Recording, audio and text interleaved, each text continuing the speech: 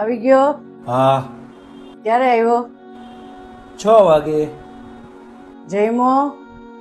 હા, જમી લીધું. શું જયમો? ભાઈવું? હા હા ભાઈ,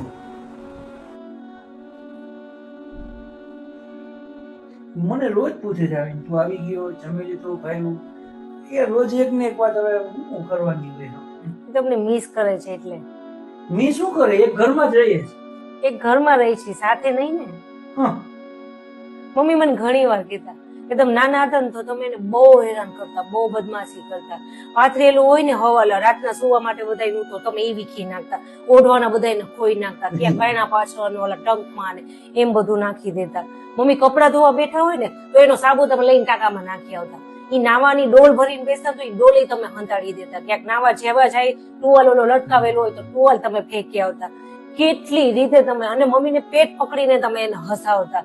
અને જયારે મમ્મી બેઠા હોય ને તો તમે વાંકા ચોકા મોઢા કરી અને તમે એને હસાવતા. શાક લેવા જાય તો તમે એને ઠેલી ખેંચીને ભાગી જતા. અને હુતા હુતા અડધી રાતે તમે ઉઠી અને એને કહેતા મમ્મી મને ગોળ પાપડી કરી દે ને, તો તમને અડધી રાતે એ તમને ગોળ પાપડી કરવા ફટ દઈને ઉભા થઈને કરી દેતા. એ કોઈ દિવસ ઓલું નથી કર્યું એમાં મમ્મી. આ બધું મમ્મી મિસ કરે છે. ના ના એવું નથી, પણ હવે સંજોગ ફરી ગયા છે અત્યારે. હા, સંજોગ તો ફરી જ ગયા છે ને. ત્યારે ઈ જેટલી ઉંમરના હતા ને, તમે અત્યારે ઈ ઉંમરના છો. ત્યારે જે તમારો સ્વભાવ હતો ને, અત્યારે એનો ઈ સ્વભાવ છે. ગઢપણ ને બચપન બેય સરખા.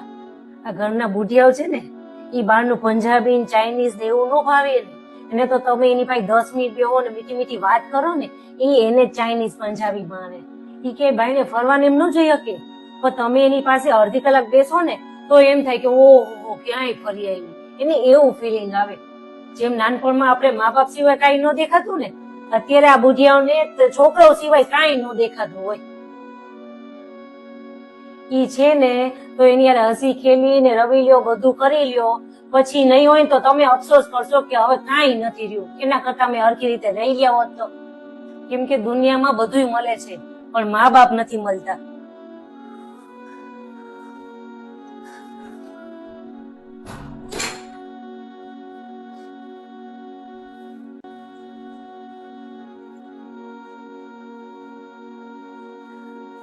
આ તે જમવામાં મજા ના કેમ? ખબર નહીં.